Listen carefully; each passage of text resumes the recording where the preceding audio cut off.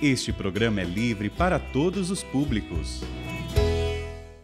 O Senhor esteja convosco. Ele está no meio de nós. Proclamação do Evangelho de Jesus Cristo, segundo Mateus. Glória a vós, Senhor.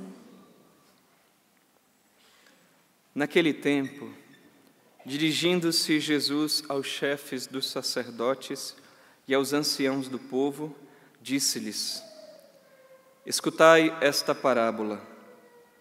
Certo proprietário plantou uma vinha, pôs uma cerca em volta, fez nela um lagar para esmagar as uvas e construiu uma torre de guarda. Depois arrendou-a a vinhateiros e viajou para o estrangeiro. Quando chegou o tempo da colheita, o proprietário mandou seus empregados aos vinhateiros para receber seus frutos. Os vinhateiros, porém, agarraram os empregados, espancaram a um, mataram a outro e ao terceiro apedrejaram. O proprietário mandou de novo outros empregados, em maior número do que os primeiros, mas eles os trataram da mesma forma. Finalmente, o proprietário enviou-lhes o seu filho, pensando: ao meu filho eles vão respeitar. Os vinhateiros, porém, ao verem o filho, disseram entre si: Este é o herdeiro, vinde, vamos matá-lo e tomar posse da sua herança. Então agarraram o filho, jogaram-no para fora da vinha e o mataram. Pois bem, quando o dono da vinha voltar, que fará com esses vinhateiros?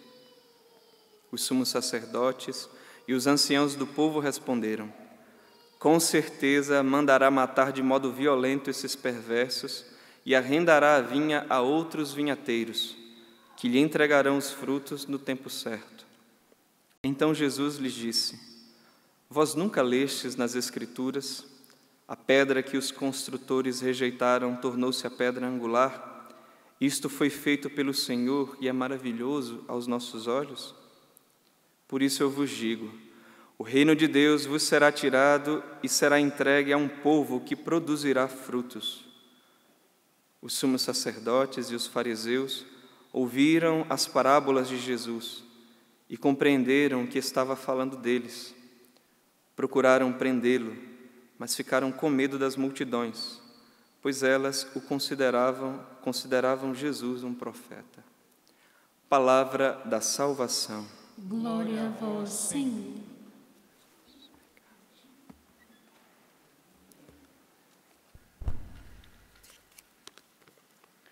Bem, queridos irmãos,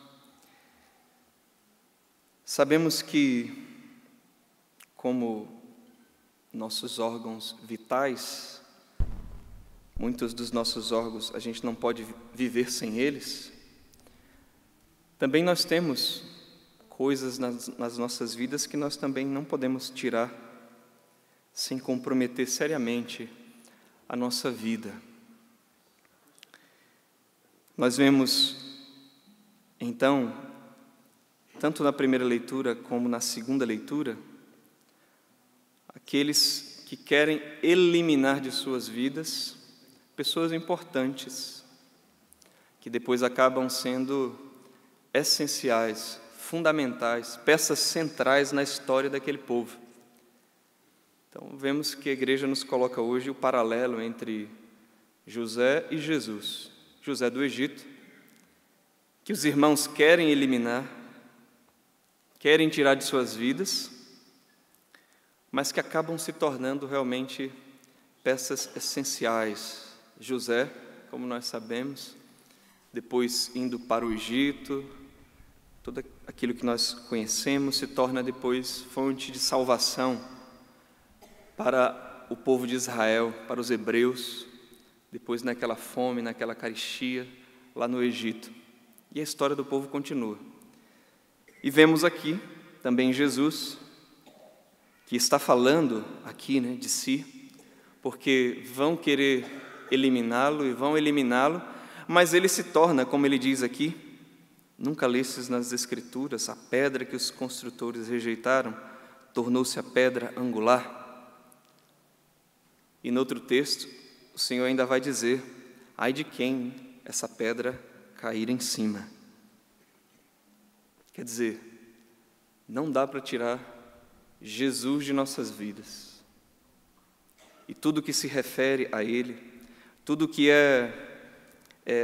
que diz a respeito de Deus nas nossas vidas, e que a gente até pode às vezes começar muito bem, mas depois aos poucos a gente vai tirando, e pode chegar até o ponto de eliminar Deus de nossa vida. Lá na carta aos Hebreus, diz que é muito difícil a situação de alguém que foi iluminado, que conheceu o nosso Senhor, mas depois abandona toda a vida.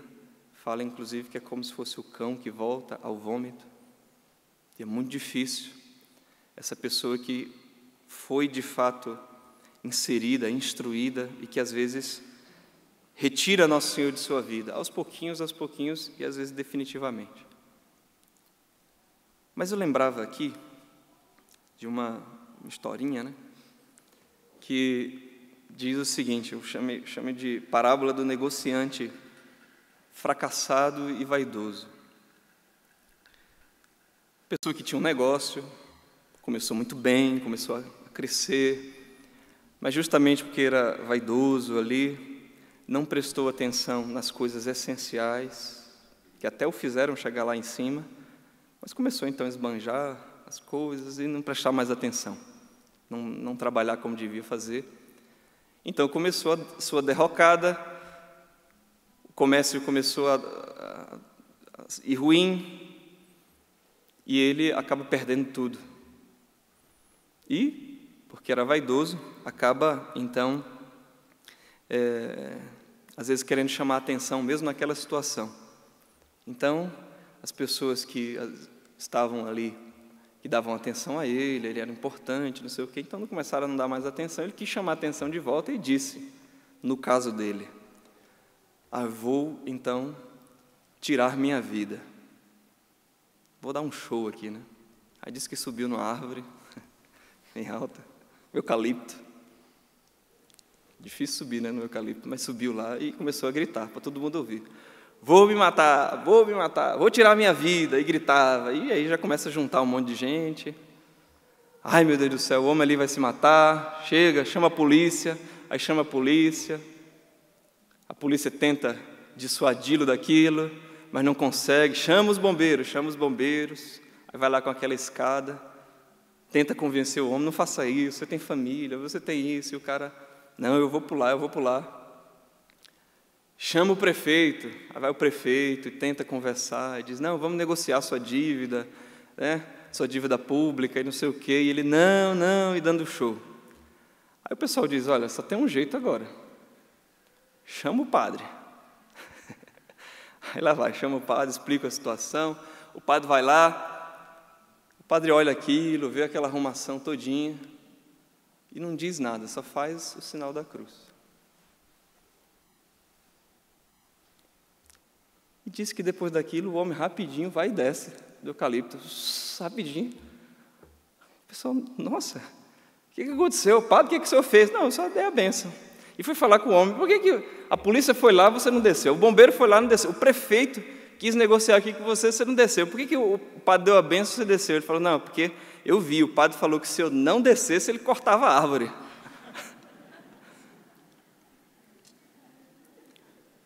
Quando ele viu que o negócio era de verdade mesmo, e aí a gente pode aprender com ele, quando ele viu que o negócio ia ruir para o lado dele, ele agiu. E digo isso porque, às vezes, na nossa família, a gente está vendo o negócio ruir na educação de um filho, num casamento, a gente está vendo, estão com a serra no eucalipto, a gente está vendo que está cortando e parece que não é conosco, deixa.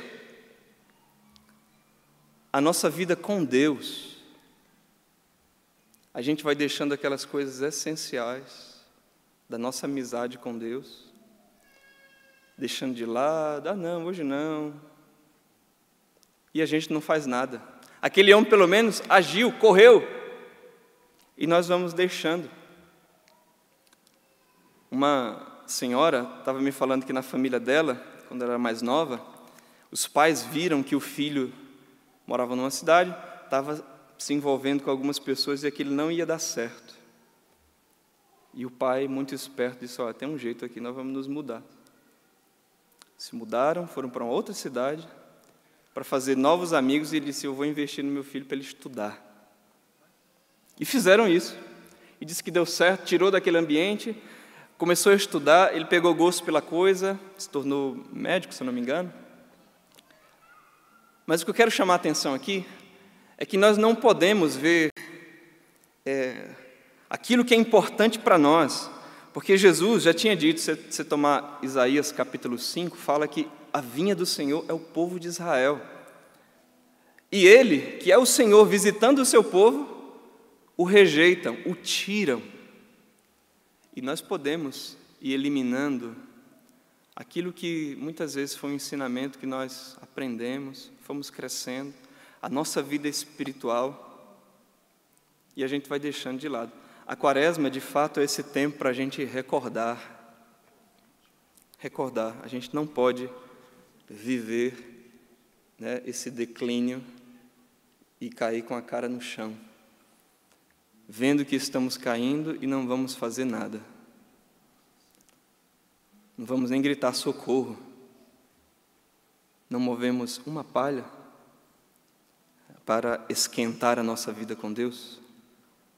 Então, meus irmãos, nessa Eucaristia, o Senhor nos ilumine, nos dê força, coragem, mas também aquilo que pode vir ao nosso coração, que a gente percebe, eu estou pisando na bola aqui. Vamos, então, fazer alguma coisa para que, de fato, não caiamos e seja tarde demais. Louvado seja nosso Senhor Jesus Cristo.